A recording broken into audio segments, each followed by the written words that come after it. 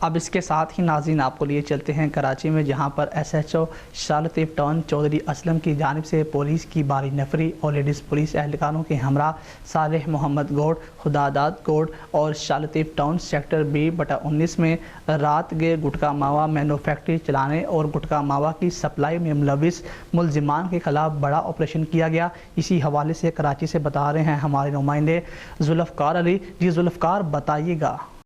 جی بالکل، S H O شاہ لطیف tone نے police کی بھاری نفری کے ہمراہ گٹکا ماوا مافیا کے خلاف رات گئے آپریشن کیا ہے۔ اس حوالے سے ایس ایچ او شاہ لطیف ٹون چودھری اسلم کا کہنا ہے کہ ہمیں اطلاع تھی کہ پابندی کے باوجود کچھ علاقوں میں مضر صحت گٹکا ماوا کی تیاری کا کام جاری ہے۔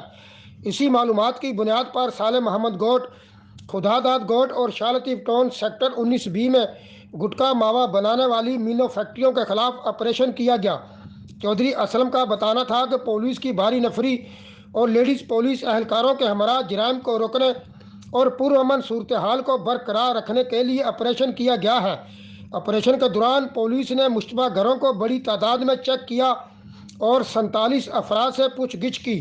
انہوں نے بتایا کہ مشتبہ افراد کو CRI ریکارڈ چیک کرنے کے بعد رہا کر دیا گیا ہے، جبکہ گٹکا ماوا مینو فیکٹری چلانے اور گٹکا ماوا سپلائی کرنے میں ملوث کچھ ملزمان کو گرفتار کر لیا ہے۔